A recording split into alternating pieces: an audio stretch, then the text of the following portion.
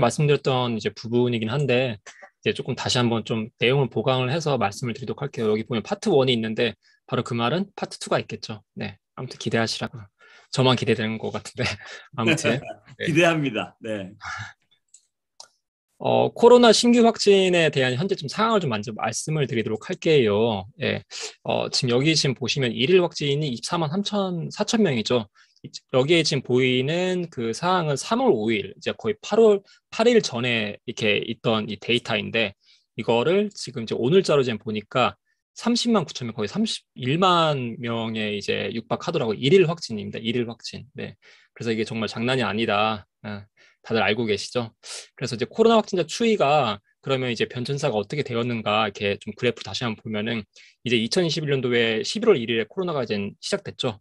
그리고 3월 6일자로 보시면 이게 굉장히 이렇게 가파르게 성장하는 걸 볼 수가 있으십니다. 그래서 다들 아시겠지만 코로나에 다들 좀 이렇게 걸리신 분들 계시고 주위에 많이 이렇게 좀 확진되는 분도 많으시잖아요.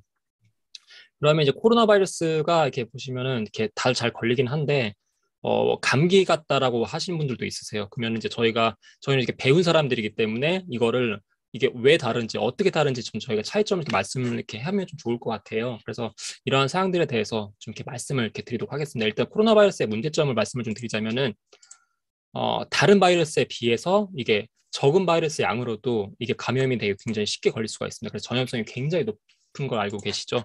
그리고 이 코로나 바이러스는 이게 돌연변이가 굉장히 빠르게 일어납니다. 그럼 그 말이 무슨 말이냐? 새로운 변종 그리고 변종에 대한 긴급 백신이 이렇게 저희가 접종 받더라도 이 효과가 감소가 될 수 있는 가능성은 있다라고 좀 말씀 좀 드리고 싶어요.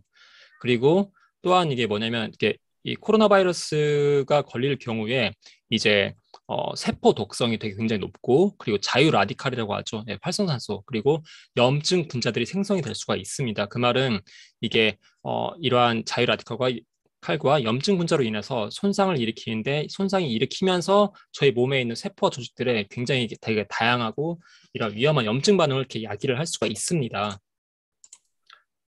네.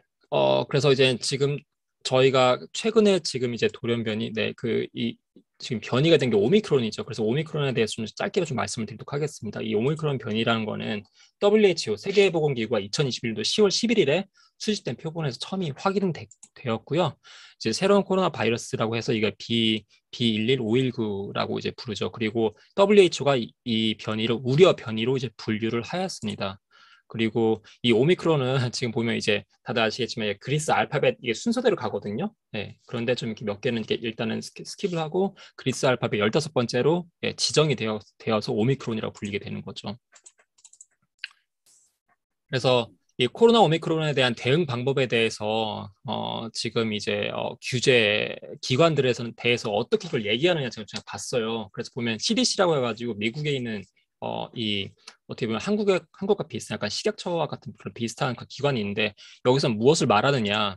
일단 백신을 얘기하고 있죠. 네, 그래서 백신 같은 경우는 이게 코로나 오미크론에 이제 백신 일단은 이걸 좀 먼저 말씀을 좀 드리기 이전에 오미크론 같은 경우는 이 스파이크 단백질이라고 하죠. 이 스파이크 단백질이 돌연변이가 일어나는데 그 예전에 있었던 그 델타 변이보다 이제 2배가 더 돌연변이가 된 거고 단백질이 이제 더 보유하고 있고 전염력이 무려 5배나 더 이게 높습니다. 델타에 비해서 오미크론이. 그러니까 아까 그 그래프 보셨겠지만 저희가 굉장히 빠른 속도로 많은 사람들이 확진이 되는 걸 지금 볼 수가 있으시잖아요. 그래서 글쎄요 제가 약간 백신 효과 좀 약간 잘 모르겠습니다. 그리고 이제 검사를 또 얘기를 하는데 검사는 솔직히 이게 대응은 할 수는 없죠. 네, 말 그대로 이게 내가 걸렸는지 안 걸렸는지 이것만 확인할 수 있는지 그러한 상황이기 때문에 그리고 이제 마스크를 얘기하고 있습니다. 이제 마스크를 얘기를 했는데 여기 지금 오른쪽에 있는 그 그래프를 보시면 이 입자 크기에 대해서 나오고 있죠. 그래서 코로나 같은 경우는 0.1에서 0.2 마이크로미터. 근데 이제 코로나 바이러스 같은 경우는 이게 비말로 이제 많이 이렇게 전달이 되잖아요. 그래서 사람이 한번 재채기를 할 때 그 코로나 확진자 같은 경우는 이 비말의 그 분자가 약 3천 개가 이제 이렇게 공중에 팍 하고 이렇게 떨어집니다. 예. 그런데 이 비말의 이 분자가 입자 크기가 5 마이크로 이상이고요.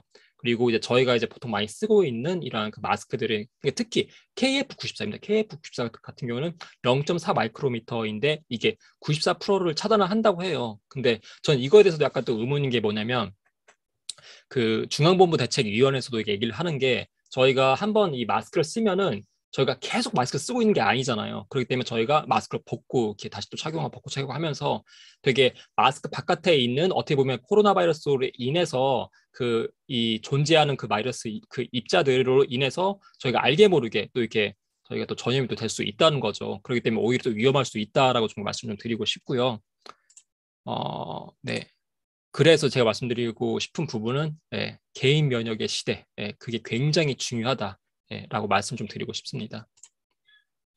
작용 기전에 대해서 좀 말씀을 더 드리도록 할게요. 일단 제가 이 주제에 걸맞게 비타민 C가 이제 어떻게 해서 코로나 바이러스를 이제 비롯해서 되게 다양한 바이러스들에 어떻게 대응을 할 수 있는지에 대해서 좀 기전 말씀을 좀 드리도록 하겠습니다. 일단 비타민 C를 고용량으로 이제 투여를 했었을 때 이 바이러스의 캡시드라는 이런 구조가 있는데 이 오른쪽에 그 보시면은 이 아래쪽 오른쪽에 있는 좌측 하단 부분에 보시면 유전체 RNA와 뉴클레오 캡시드라는 부분이 있거든요. 이 바로 이 뉴클레오 캡시드라는 부분은 뭐냐면 이 바이러스 증식 측이 코로나 바이러스 같은 경우는 이게 RNA 바이러스죠. 그래서 이 RNA를 이 뉴클레오 캡시드 단백질 감싸고 있는데 비타민 C를 고용량으로 투여했을 때 바로 이 바이러스 캡시드를 손상을 시킵니다. 그리고 바이러스 복제를 억제하는 능력이 바로 비타민 C에 있다는 거죠. 그리고 비타민 C 같은 경우는 인터페론과 항바이러스의 사이토카인과 같은 이제 그런 단백질 생산을 계속 증가시킵니다. 그리고 비타민 C는 또 다들 잘 알다시피 산화 스트레스를 이제 저하시키는 그런 능력이 있죠. 그래서 이제 코로나 바이러스 대상세포로의 이제 침투 감염 염증의 진행 그리고 회복 면역 시스템 조절에 밀접하게 관여되는데 이 또한 이제 이 사람에 대한 그 이 면역이 얼마나 이게 잘 이렇게 되어 있는지에 따라서 또 다를 수 있기 때문에 이 산화 스트레스에 대한 부분이 굉장히 중요하고요. 그리고 이 산화 스트레스가 굉장히 또 중요한 게 산화 스트레스를 저하시켜야 이제 비타민 C로 인해서 세포의 기질, 막세포 소기관 이제 이러한 다양한 이제 부분들에 대한 단백질 손상을 이제 미리 약간 좀 예방을 좀 할 수 있는 이제 부분들이 바로 비타민 C입니다.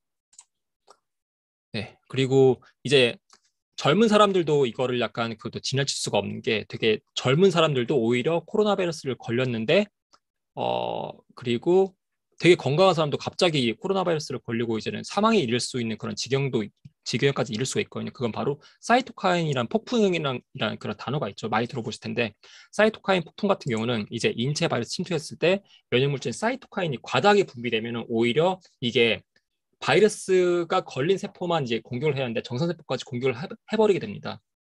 그리고 이 사이토카인 폭풍 같은 경우는 특히 언제 발생이 더 되느냐? 저희가 이제 크게 이 면역 시스템이 이제 그 두 개로 나뉩니다. 첫 번째는 1차 면역 시스템이 있고 2차 면역 시스템이 있는데 그 1차 면역 시스템이 붕괴가 되면 2차 면역 시스템이 이제 활성화되면서 이 사이토카인 폭풍이 이제는 더 많이 이제 분비가 되는데 바로 이거는 이 코로나 바이러스의 약간 특정점이라고 할 수가 있죠. 예. 그런데 이 비타민 C 같은 경우는 이 사이토카인 폭풍을 예방을 할 수 있다라는 이제 그런 이제 문구들이 이렇게 있고요. 그리고 이제 여기 보시면 이제 오른쪽에 보면은 이 사람에 대한 그 장기들이 굉장히 많이 있는데 이 부분을 이렇게 제가 열거를 드리는 이유가 뭐냐면 비타민 C 같은 경우는 미세혈관과 각종 신체 내에 있는 기능들을 이렇게 개선시킵니다. 그 말이 무슨 말이냐? 일단 코로나 바이러스 같은 경우는 가장 먼저 공격적으로 침입하는 이제 주요 장소가 바로 폐 조직입니다. 이거 다들 아시죠? 그런데 코로나 바이러스가 전신 질환일까요? 라는 이제 그런 이렇게 그 의문 사항들이 있는데 어떤 이제 그 과학자들 그리고 전문가들에 의하면 전신질환이다라고 이제 하는 이제 그런 입장도 이제 발표가 되고 있습니다. 그게 무슨 말이냐? 코로나 바이러스로 인해서 이제 폐조직뿐만 아니라 신장, 위장, 심혈관, 간 그리고 되게 다양한 기타 합병증들이 이제 많이 발생되고 있다라고 이제 보고가 되고 있죠. 그런데 비타민 C 같은 경우는 이러한 다발성 장기 징후를 미리 억제할 수 있는 그러한 이제 사항들이 있습니다. 그 외에 뭐 혈관 투과성이라든지 미세혈관 기능 장애, 뭐 내폐 기능 이제 그러한 사항들을 굉장히 많이 도와줄 수 있고 또한 뭐 혈압 같은 이제 그런 부분들도 이제 많이 도와줄 수 있는 바로 비타민 C입니다. 그래서 코로나를 대응하는 비타민 C 영양학적 접근 방법을 어떻게 하면 되느냐? 다음 시간에 말씀드리도록